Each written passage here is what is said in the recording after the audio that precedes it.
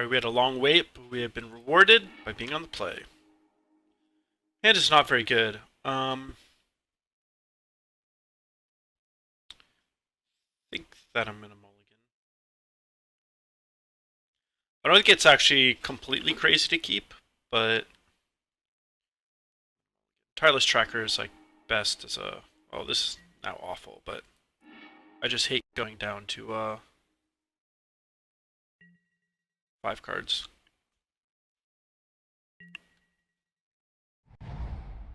I think I'm a little more liberal with my 7-card hands and a little more conservative with my 6-card hands. So, well, like, I'm more liberal with my mulliganing. Like, I'm more likely to mulligan a 7-card hand than other people, and more likely to keep a 6-card hand than other people. Like, this hand is like clearly worse than the previous hand, but I really don't want to go down to 5 cards. So one thing that'll be interesting is whether or not I want to play the Hangarback on turn 1. Or turn 2, excuse me. If my opponent plays, like, is clearly on the green-black Aristocrats deck, it's kind of a tough decision because playing Archangel on turn 5 and then Hangarback is one of the best things, or basically the best thing I can do in the matchup. But I would still need to hit all my other land drops, and random chip damage is kind of a problem. So I think even if I am against the green-black Aristocrats deck, I'll probably play this Hangarback on turn 1. I'm clearly not, and I clearly need it as a blocker. I really hope that I just hit my land drops and draw another one, but not sure if I'll be so lucky. This might end up being a pretty good draw. Having 2 Dromoka's commands is a lot more interaction than I usually have. So if I can just draw some lands, probably going to be in okay shape.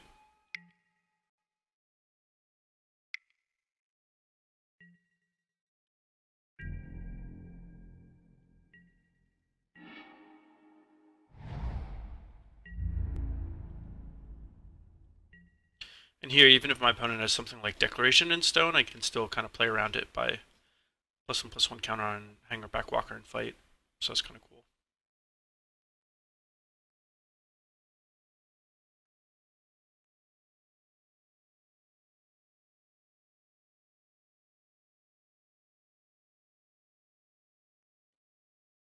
Dromoka's Command is one of the best 2-mana interactive spells you can have against this white aggressive deck, I think.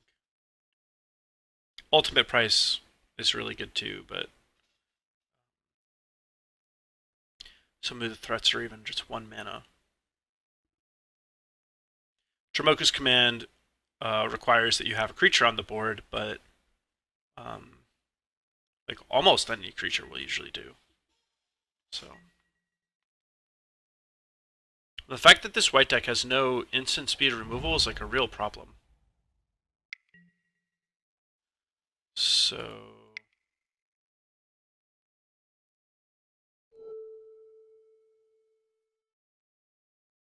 like that.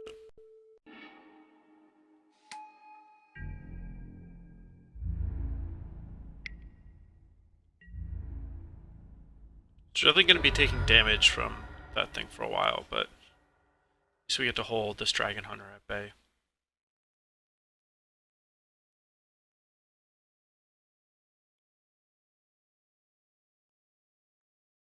And having 2 different kinds of tokens is perfect against Declaration in Stone. Like if I drew a Gideon here, ooh, that would be good.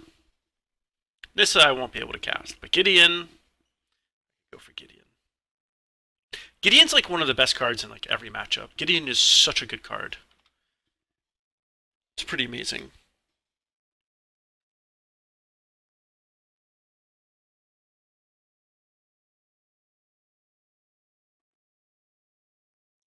Our opponent has some awkward stops and is really, really taking his sweet time clicking through stuff. I can't imagine he's double queuing because of leagues. Like, it's just so much better to single queue them. Now this is just super great. We're at 18. Our opponent only has 2 creatures on the board. And we can safely play a Planeswalker. All of these things are absolutely great. This is a matchup where I actively try not to emblem Gideon, because Archangel into 0 Hangarback is so good, but if you have an emblem, then you can't 0 your Hangarback and have it instantly die to flip your Avacyn. So even though I know that it will die in combat, I'm almost always going to just make knights.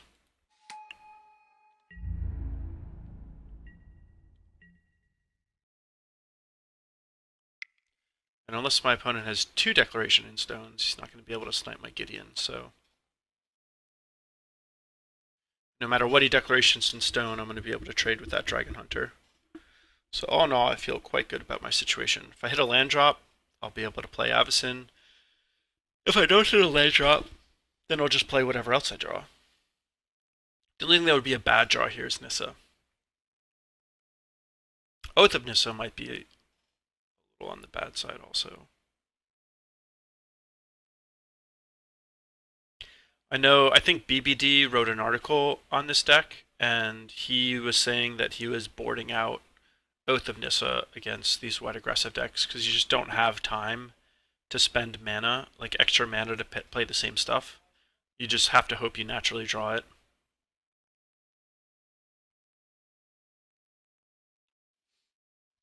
Dude, our opponent is unreal. Doesn't he know I'm streaming? Come on. Get with program, guy. You are wasting everybody's time.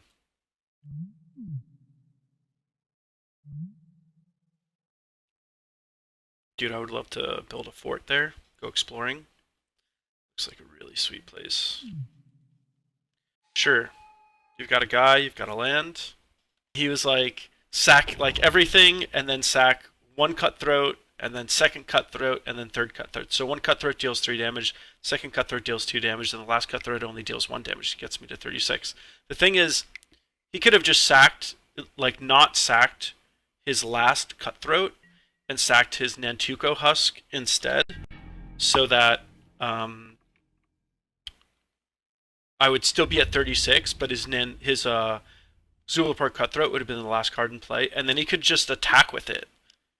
And I didn't have any good, I didn't have a plant token to block it with. So either I didn't block the Zulaport Cutthroat and it dealt damage to me, or I did block it with a big creature and his Cutthroat would have died and gotten that last point of damage in. So that was really, really insane. Pretty unbelievable situation. So I think I'm fine just letting my Gideon take 2 damage here. Yeah.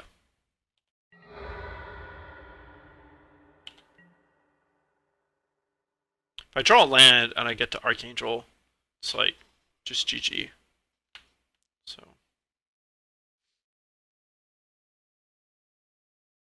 might even be worth it, depending on what I draw, to just plus the Gideon and then use Dromoka's command to put a +1/+1 counter on Thopter and fight the Rapple. I don't think that I want to do that. I have to imagine I'll have a better option. Actually, that would just be complete buffoonery. I could just make a 2/2 token, put a +1/+1 counter on that, and have it fight the Incited Rabble, so yeah. But this is really bad for my opponent, as you may guess.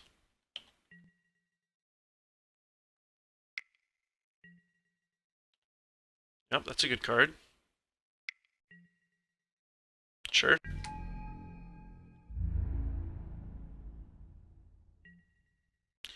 Oh yes, that's attacking. I will eat it. Oh, Incited Rabble, you are so delicious.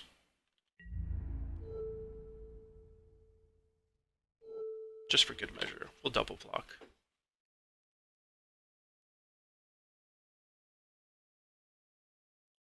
And now I'm going to fight the Onofenza and make him sack an enchantment. And this is where things get really bad for my opponent. My opponent has no cards. Really bad for him.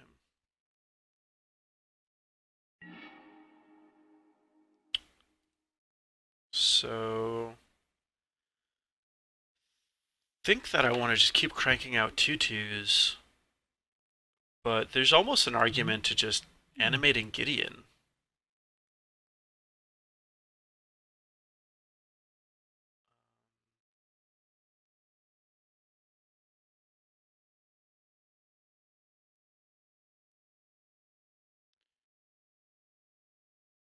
So do I want to attack with the Thopters? Closing out the game earlier rather than later is a good idea.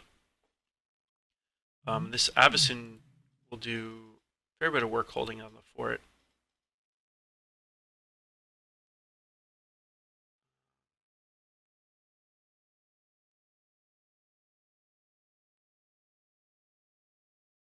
And I just put him on a 2-turn clock.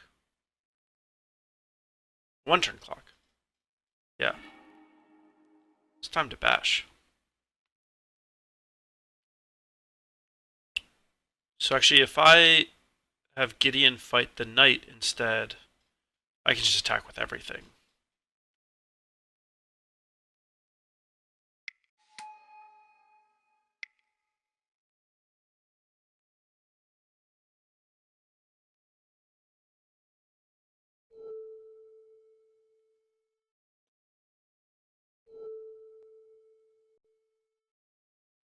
Yeah, if my opponent had cards in hand, I would say that I would fight the Unoffensa. But the Unoffensa's at my opponent at best is going to draw one creature and cast it and make his Dragon Hunter a 3/2. And my knight still trades with it, and it still can't fight through. So yeah, we're just attacking with everybody.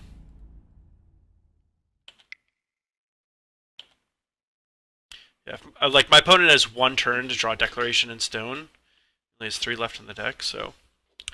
Alright, so in this matchup, we want the extra 2 pacifists. We don't want any Nissas.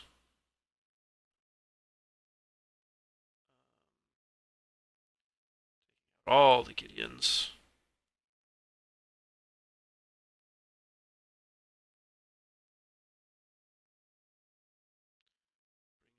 All the Raptors.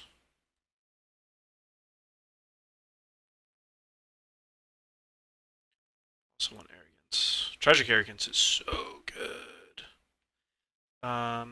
So we have 1 Den Protector. That's fine.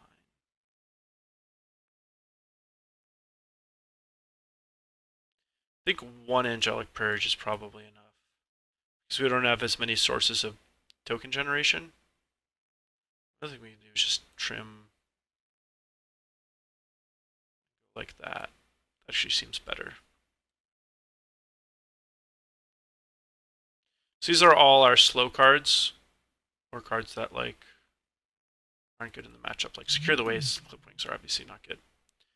Our deck is super redundant, and this is a matchup where we don't really want to pay extra mana to just like find stuff.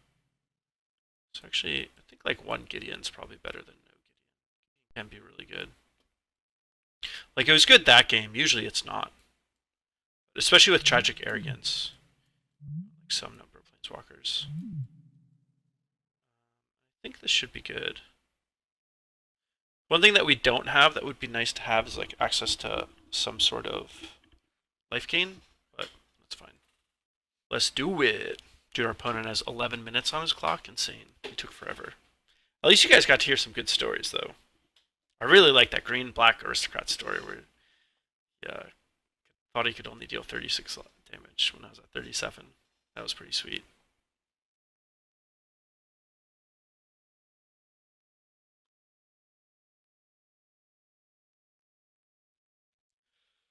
Oh, man. Dude, this guy. I also, like, just need to get these done quickly. I have, like, other stuff I gotta do. Tonight, I'm going to be testing with Joe Spanier, and tomorrow I'm going to be testing with Reed, and the next day I'll be testing with Jarvis. This hand is unkeepable. This hand is awful, but I'll keep it. Just having like a good 2-drop is like literally one of the most important things.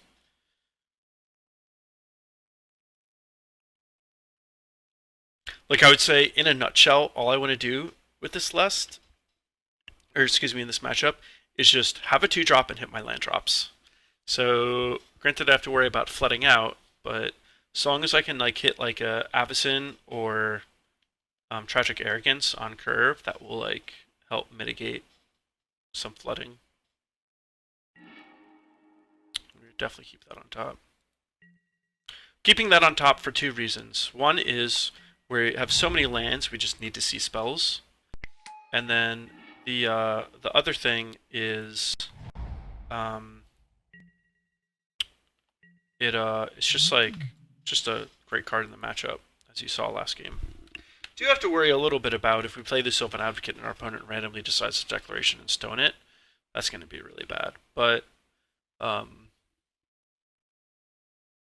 feel like it's like a little unlikely that they do that. Depends on the texture of their hand. It is something that they could do, though.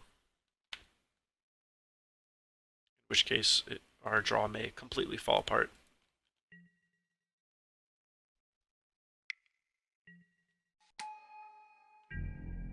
Nice. So the worst case scenario would certainly have been if our opponent had a land, played like 2 1-drops, and then on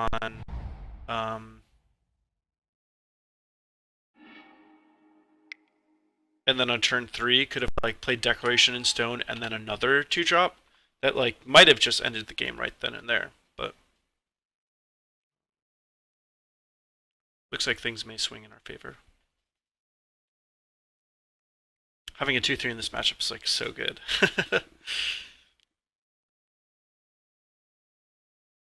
2-3 body is just like really in fashion right now.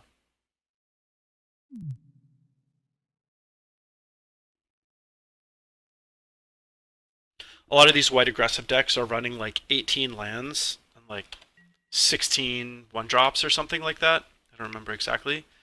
But it's completely reasonable for our opponent to just keep a 1-land hand. Say it's like common even.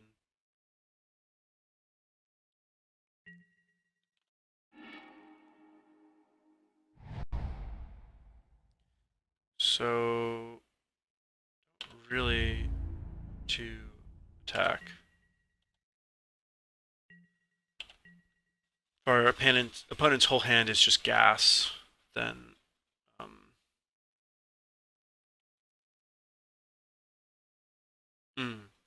I actually should have Dromoka's commanded on my turn.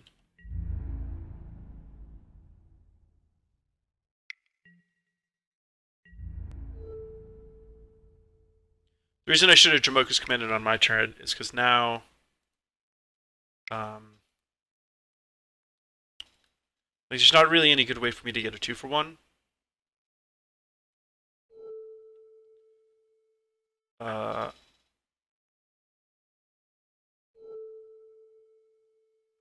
Which is like not very good. So I'm kind of taking 2 damage for no reason this turn, or because of like I should have main phased the Dromoka's command. If I main phased the Dromoka's command, then I would just have a 3/4 on blocking duty this turn, and my opponent just would not be able to attack at all.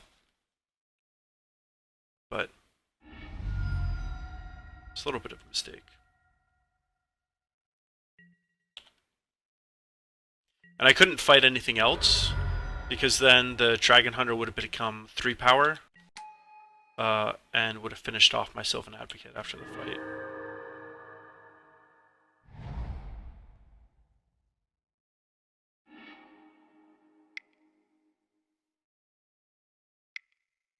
These are kind of games where Gideon's really good, but Gideon's really good at capitalizing on my opponent having a bad draw. But if my opponent just has like a decent draw, Gideon's like not going to be very good, especially when my opponent's on the play.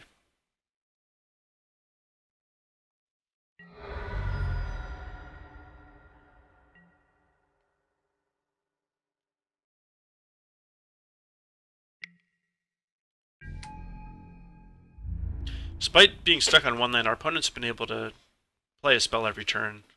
Even if he had missed his second land drop the first turn, well, obviously he would have kept a 1-lander on the play, but even if he had a second land by turn 3, he would have been able to do some things. But as it stands here, there's really nothing he can do, which is pretty unfortunate for him.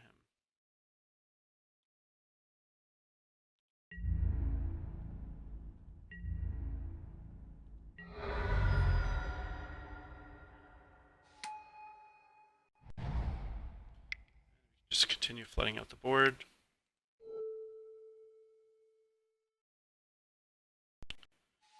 Making use of the fact that we just have way more mana than our opponent.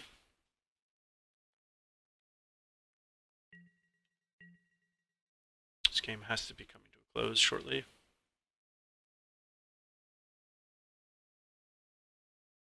Especially because next turn we can start pumping out 1/1 tokens. We'll probably want to Anthem soon. Maybe next turn, actually.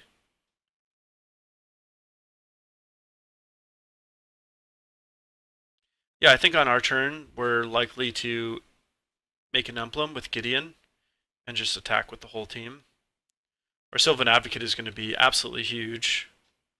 So we're going to have our 6th land. We're still going to be, like, even if we draw another land, we're going to be able to create a token with Westvale Abbey. And, yeah, that'll just be great.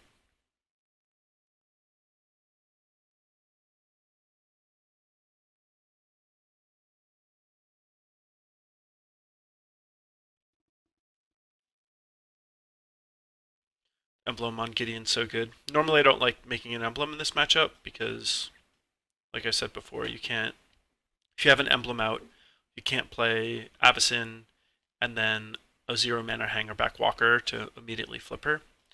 But this doesn't look like a game we're actually going to need to do that.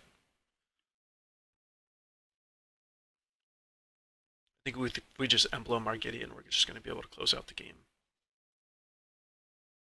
Could plus the Gideon too, but it's so likely that it'll just die to a counterattack. I think embleming is better. Also, it means our Westvale Abbey is going to be pumping out 2/2s, so.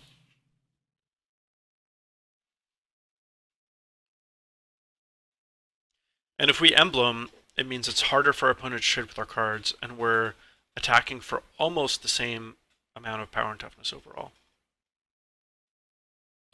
And our opponent's going to time out. Is he like disconnecting or something? I haven't even checked. This is actually technically lethal. I'm attacking for 15 damage.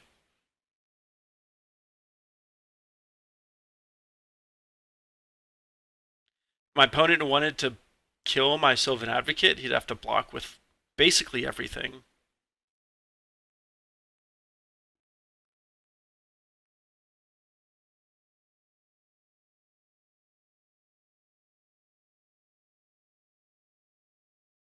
Yeah, he certainly doesn't want to trade with my Hangarback Walker.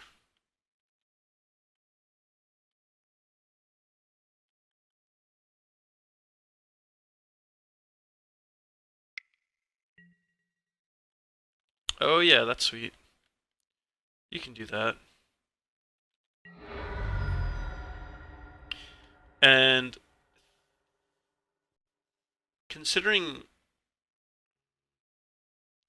like there's almost value in just popping my Hangarback Walker to exile this Gideon, but considering I have the Westvale Abbey, that I can just start pumping tokens out, I think that's like a better use of my mana.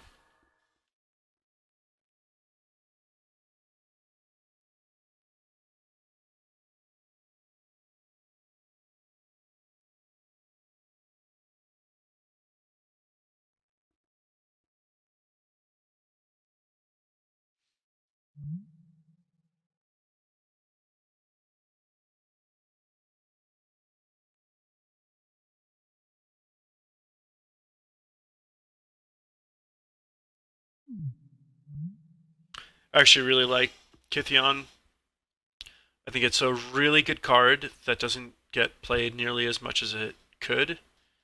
The problem is that Gideon, ally of Zendikar, is just such a good card, and it goes in basically all the same decks that you would want Gideon in.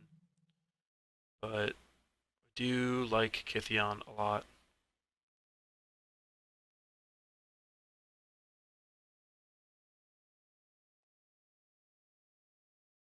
One thing that's really interesting about Gideon and Kithion is that when they turn into a creature, you prevent all damage that would be dealt to them, which is particularly relevant in case your opponent has something like Kalidas and you're looking to Dromoka plus and then Dromoka's command fight.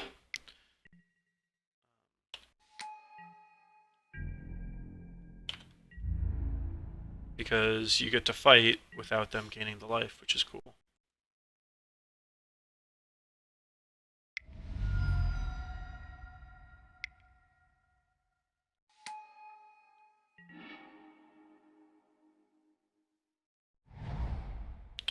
So I just serve in.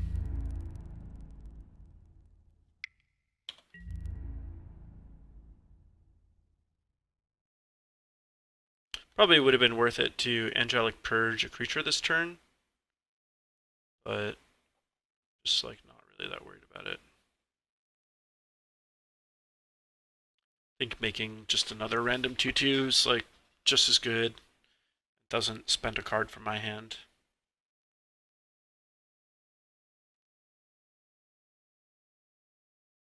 Yeah, and my opponent is literally going to time out.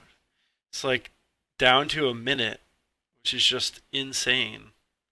It's like even if he won this game, how's he supposed to win the next one? Like no time on his clock. Little unfortunate.